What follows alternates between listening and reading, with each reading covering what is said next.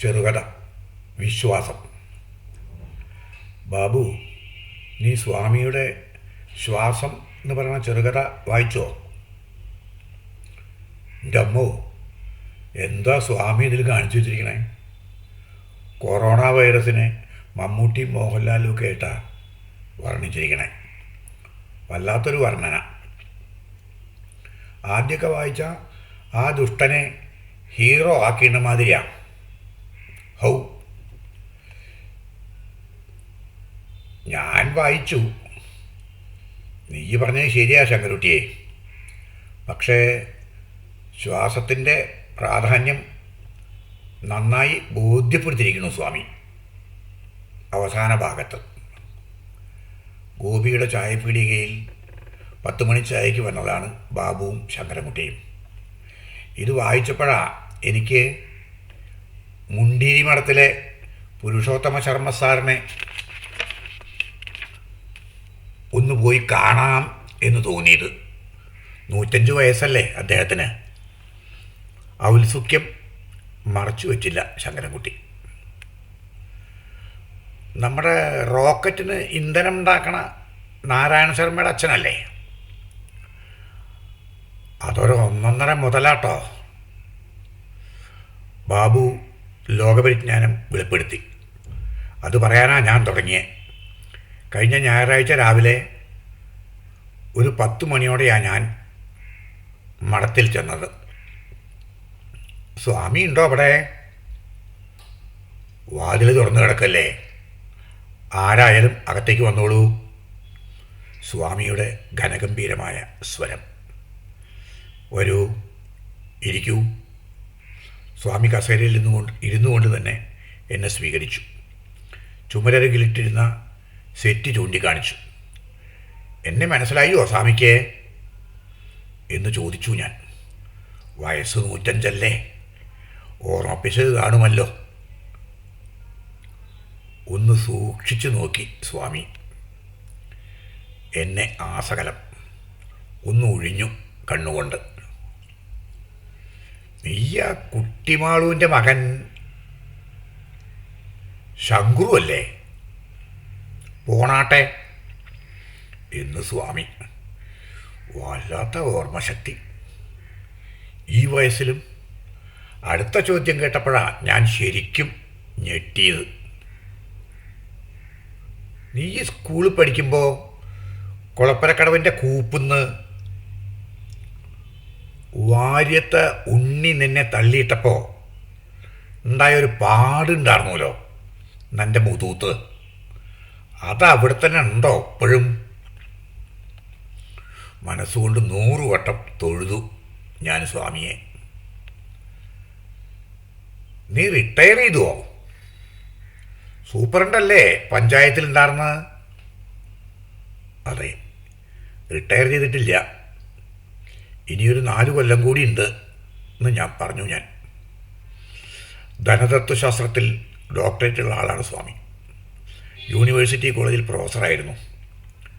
4 or 5 പ്രബന്ധങ്ങളുണ്ട് സ്വാമിയുടെ. അന്താരാഷ്ട്ര സർവകലാശാലകളിൽ പാഠ്യവിഷയമായിട്ട്. വരവ് ചെലവുകളുടെ തുലനാവസ്ഥ, സന്തുലിതാവസ്ഥ, അതായിരുന്നു വിഷയം. അത്യാവശ്യം, ആവശ്യം, അനാവശ്യം, അതായിരുന്നു സ്വാമിയുടെ തിയറി. ഞാൻ ഡിഗ്രിക്ക് പഠിക്കുമ്പോൾ ഇക്കണോമിക്സിൽ സ്വാമിയുടെ തിയറിയാണ് പ്രധാനമായും പഠിപ്പിച്ചിരുന്നത്. സ്വന്തം ജീവിതത്തിൽ പകർത്തിക്കാട്ടിയ ആളാണ് സ്വാമി എന്ന് എല്ലാവരും പറയാറുണ്ട് പല വേദികളിലും. സ്വാമിയുടെ മുമ്പിൽ ഒരു മേശയും അതിൽ ഒരു ലാപ്ടോപ്പും. ഈ പ്രായത്തിലും സ്വാമി പല സ്ഥാപനങ്ങളുടെയും ധനതത്വ ഉപദേഷ്ടാവാണ് എന്ന് പറയുമ്പോൾ അതിൻ്റെ രഹസ്യം ആണ് അറിയേണ്ടത്. അതൊക്കെ പോട്ടെ, നീ ഇപ്പോൾ എന്തിനാ വന്നെന്ന് എന്ന സ്വാമിയുടെ ചോദ്യം കേട്ടുണർന്നു ഞാൻ ചിന്തയിൽ നിന്നും. സ്വാമി, ഒരു കുരുട്ടു ചോദ്യം ചോദിക്കാനാണ് ഞാൻ ഇപ്പോൾ വന്നത് എന്ന് ഞാൻ. കുരുട്ടു ചോദ്യമാണെങ്കിൽ ചോദിക്കണ്ട. സ്വാമിയുടെ സ്വതസിദ്ധമായ നർമ്മസ്വരം. അങ്ങനെയല്ല, ഞാൻ തുടർന്നു. ഞാനൊരു കഥ വായിച്ചു ഈയിടെ. ശ്വാസം എന്നാണ് അതിൻ്റെ പേര്.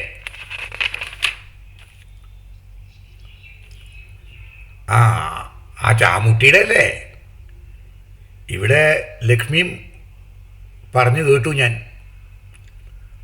സ്വാമി ഞാൻ മുഴുമിപ്പിക്കുന്നതിന് മുമ്പ് തന്നെ ഇടങ്കോലിട്ടു. അതിലെന്താ കുഴപ്പം? കുഴപ്പമില്ല. അത് വായിച്ചപ്പോൾ എനിക്കൊരു സംശയം തോന്നി. അത് സ്വാമിയോട് ചോദിച്ചിട്ട് തീർക്കാലോ എന്ന് വിചാരിച്ചു. അതെന്താ എന്ന് സ്വാമി. ഒന്നുമല്ല, സ്വാമിയുടെ ജീവിതത്തിൽ 2 മഹാമാരി ഉണ്ടായിട്ടുണ്ട് എന്ന് സ്വാമി പറഞ്ഞിട്ടുണ്ടല്ലോ മുമ്പ്. കുട്ടിക്കാലത്ത് വസൂരിയും 2ാം കൊല്ലം കൊറോണയും. ഒരുപാട് ചെറുപ്പക്കാർ പോലും കളം വിട്ടു. എന്നാൽ ഇത് രണ്ടും അതിജീവിച്ച ആളാണ് സ്വാമി. എന്താ സ്വാമി അതിൻ്റെ രഹസ്യം? അറിയാനുള്ള താല്പര്യം കൊണ്ടാ ഞാൻ എൻ്റെ സംശയത്തിൻ്റെ തോട് പൊട്ടിച്ചു. അതോ സ്വാമി നീണ്ട ഒരു വിവരണത്തിൻ്റെ ചുരുളഴിക്കാനുള്ള തയ്യാറെടുപ്പിലാണ്. അത് ശ്വാസത്തെയും അടക്കി ഭരിക്കുന്ന വിശ്വാസമാണ് മോനെ. അർത്ഥശങ്ക വേണ്ടെന്ന് സ്വാമി. വിശ്വാസോ? എൻ്റെ അമ്പരപ്പ് കണ്ട സ്വാമി പറഞ്ഞു, അതേ മോനെ, വിശ്വാസം. സ്വാമി എഴുന്നേറ്റ് പോയി അടുക്കളയിൽ ഫിൽറ്ററിൽ നിന്നും ഒരു ഗ്ലാസ് പച്ചവെള്ളം എടുത്തു കുടിച്ചിട്ട് മടങ്ങി വന്ന് യഥാസ്ഥാനത്തിരുന്നു. സ്വാമി എണീറ്റ് പോകുമ്പോഴും നടക്കുമ്പോഴും മടങ്ങി വരുമ്പോഴും ഇരിക്കുമ്പോഴും ഞാൻ കണ്ണെടുക്കാതെ ശ്രദ്ധിക്കുകയായിരുന്നു. പതുക്കെയാണ് എല്ലാം ചെയ്യുന്നത് എന്ന് മാത്രം. എന്നാൽ ആയാസരഹിതമായി. നടക്കാൻ വടി വേണ്ട, വായിക്കാൻ കണ്ണട വേണ്ട. എനിക്കത് അത്ഭുതം തന്നെയാണ്. നീ ആ പടി കടന്ന് വന്ന് പൂമുഖത്തേക്ക് കയറുമ്പോൾ ആ തിണ്ണയിൽ വടക്ക് ഭാഗത്ത് ഒരണ്ടാവിൽ വെള്ളം നിറച്ചു വെച്ചെണ്ണതും അടുത്ത് ഒരു കിണ്ടി വെച്ചെണ്ണതും കണ്ടുവോ എന്ന് സ്വാമി. ഞാൻ മിഴിച്ചിരുന്നു. ഇതെന്താപ്പോൾ സ്വാമി ചോദിക്കണേ? കണ്ടുവോ? മിഴിച്ചിരിക്കാതെ പറ, കണ്ടുവോ? ഉവ്വ്. ആ എന്നാ പറയാം. സ്വാമി തുടർന്നു. അഡ്വാൻസ് ടെക്നോളജി കൊടികുത്തി വാഴണ കാലല്ലേ ഇത്? പുറത്തു പോയി വരുമ്പോൾ അകത്തേക്ക് കയറുന്നതിൻ്റെ മുമ്പേ ചെമ്പ് കൊണ്ടുള്ള അണ്ടാവിലെ വെള്ളം ഓട്ടുകിണ്ടിയിലെടുത്ത് അതിൻ്റെ മുരലിലൂടെ കൈകാൽ മുഖം വൃത്തിയായി കഴുകി ആ അഴയിൽ തൂക്കിയിട്ടിട്ടുള്ള തോർത്തിൽ തുടച്ചേ അകത്ത് കയറൂ. കാല് കഴുകുമ്പോൾ ഉപ്പൂറ്റി നനച്ചു കഴുകും. അതൊരു വിശ്വാസത്തിൻ്റെ പുറത്ത് ചെയ്യണതാ. മരിച്ച വീടുകളിൽ പോയി വന്നാൽ, മരണാനന്തര ചടങ്ങുകളിൽ പങ്കെടുത്തു വന്നാൽ കുളത്തിലിറങ്ങി നല്ലവണ്ണം മുങ്ങിക്കുളിച്ചേ വീട്ടിൽ കയറൂ. അതും വിശ്വാസം തന്നെ. ആ തുണികൾ അലക്കി മാത്രമേ പിന്നെ ഉടുക്കൂ. വിശ്വാസം. സയൻസൊക്കെ നിനക്കറിയാലോ. ആലോചിച്ച് മനസ്സിലാക്കിയാൽ മതി. ഗൂഗിൾ ചെയ്താലും അറിയാം. സ്വാമി വളരെ അഡ്വാൻസ്ഡ് ആണ് എന്ന് പ്രത്യേകം പറയണ്ടല്ലോ. എൻ്റെ കഥ തന്നെ പറയാം ഞാൻ. അപ്പോൾ നിനക്ക് കുറേ കൂടി വ്യക്തമാവും എന്ന സ്വാമിയുടെ വാചകം. സത്യത്തിൽ അത് കാത്തിരിക്കുകയായിരുന്നു ഞാൻ. സ്വാമി തുടർന്നു. 7 വയസ്സിൽ എൻ്റെ ഉപനയനം കഴിഞ്ഞു. പൂണൂലിടൽ അത് 2 ദിവസത്തെ ചടങ്ങാണ്. നാന്തി തലേ ദിവസം, കുമാരഭോജനവും ബ്രഹ്മോപദേശവും യജ്ഞോപവീത ധാരണവും പിറ്റേ ദിവസം. വേദമന്ത്രോച്ചാരണങ്ങളും ഹോമധൂപങ്ങളും കൊണ്ട് മുഖരിതമാവും ഗൃഹാന്തരീക്ഷം. ഉച്ചരിക്കുന്ന ഓരോ മന്ത്രത്തിനും അസാമാന്യ അർത്ഥവും ശക്തിയുമാണ്. 3 ഇഴയാണ് പൂണൂല്. ഇട, പിങ്കള, സുഷുമ്ന എന്നീ 3 പ്രധാന ശരീരനാഡികളെ പ്രതിനിധീകരിക്കുന്നതാണ് ഓരോ ഇഴയും. ഇത് 3ഉം കൂടി ചേർത്ത് കെട്ടുന്നതിനെ ബ്രഹ്മക്കെട്ട് എന്നാണ് പറയുക. കുണ്ടലിനിയെ നിയന്ത്രിക്കുന്നതാണ് എന്ന് വിശ്വാസം.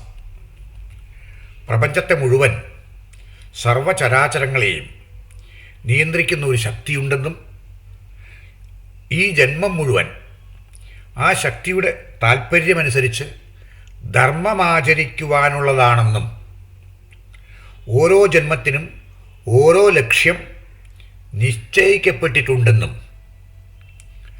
അത് കടുകിട തെറ്റാതെ ആചരിച്ചു ജീവിക്കുമ്പോഴാണ് യഥാർത്ഥ മുക്തി ഉണ്ടാകുന്നതെന്നും അതുവരെ നമ്മുടെ ഉള്ളിൽ ശ്വാസം നിലനിർത്തുന്നത് ആ ശക്തിയുടെ ചുമതലയാണെന്നും ഉള്ള വിശ്വാസം. അതാണ് പ്രധാനം. സ്വജീവിതത്തിൽ അത് അച്ചടക്കത്തോടെ കൃത്യനിഷ്ഠയോടെ ആചരിക്കുന്നവനെ ഒരു കൊറോണയ്ക്കും ഒരു വസൂരിക്കും ഒന്നും ചെയ്യാൻ കഴിയില്ല.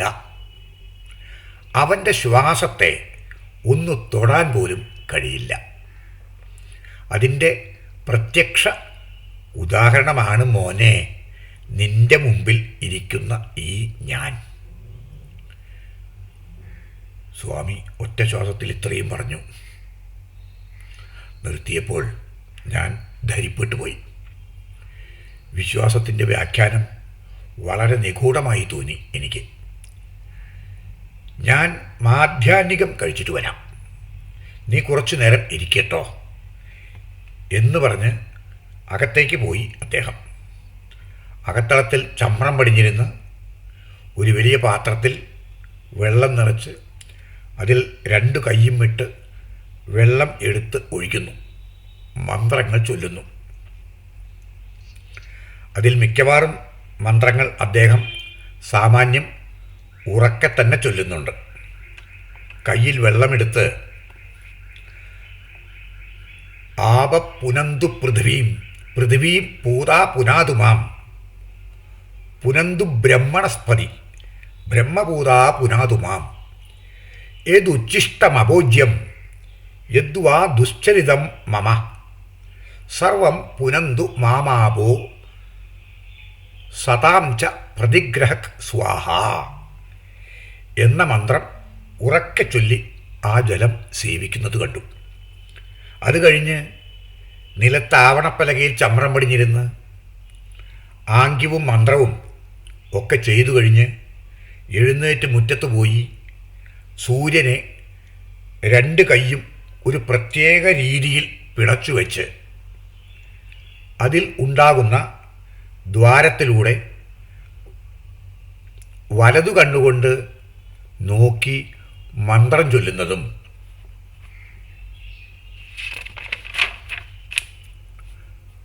കണ്ടു.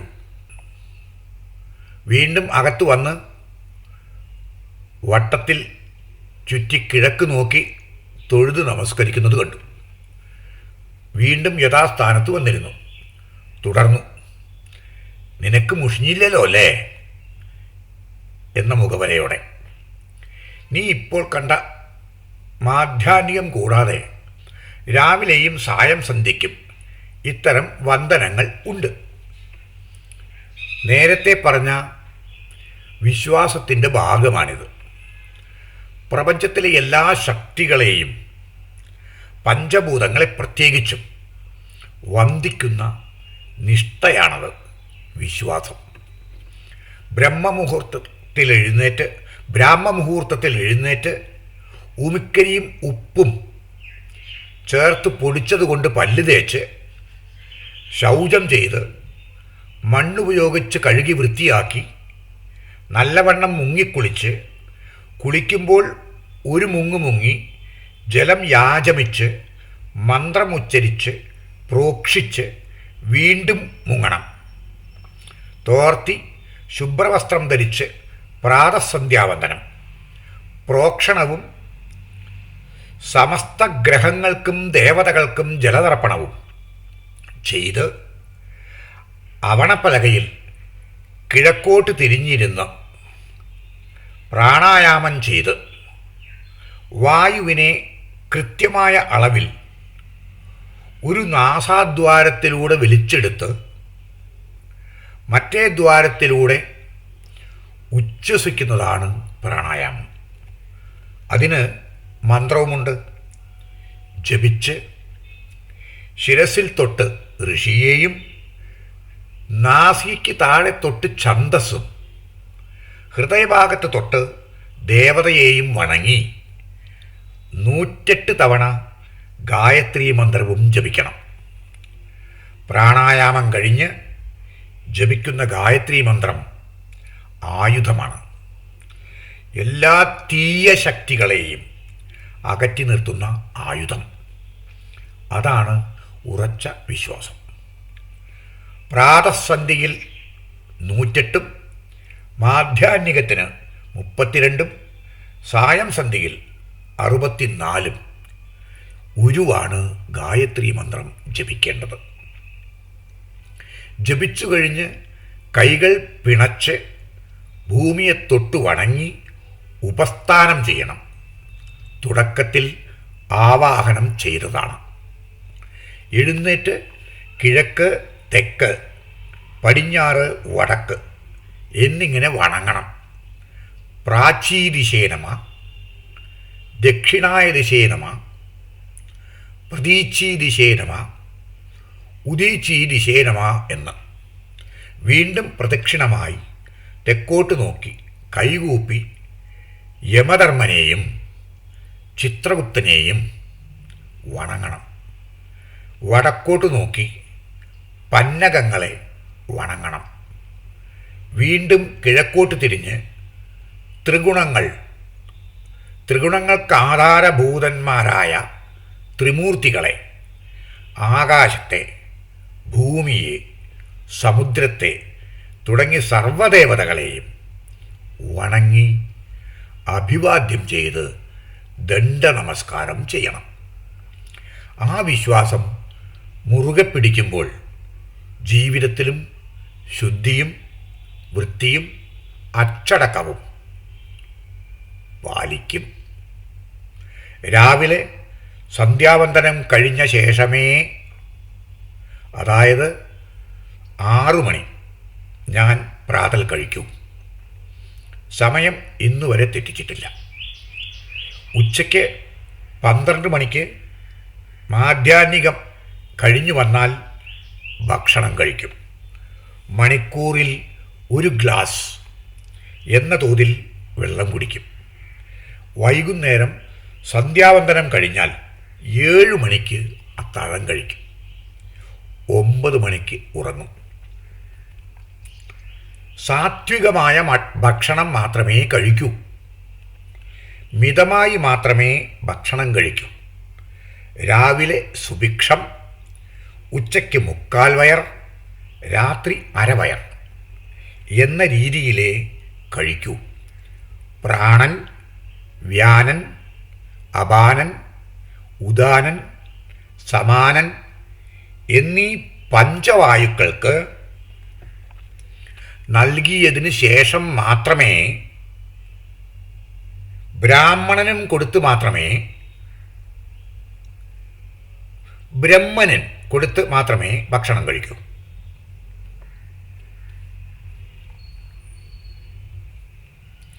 എവിടെയായിരുന്നാലും ഞാൻ ഈ ചിട്ട പാലിച്ചിട്ടുണ്ട്, ഇന്ന് ഈ നിമിഷം വരെ.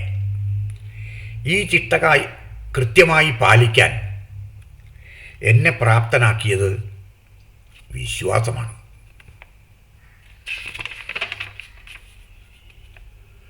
അച്ചടക്കമുള്ള ജീവിതം നയിച്ചാൽ എൻ്റെ ശ്വാസം ഒരു ദുഷ്ടശക്തികൾക്കും ദംശിക്കാൻ കഴിയില്ല എന്ന ഉറച്ച വിശ്വാസം.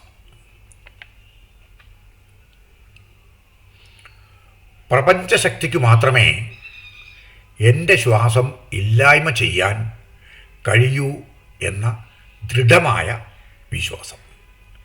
എല്ലാ മനുഷ്യർക്കും ഈ വിശ്വാസം പുലർത്താം. അവരവർക്ക് നിശ്ചയിക്കപ്പെട്ട രീതിയിൽ സന്ധ്യകളെ, ദേവതകളെ വന്ദിക്കാം.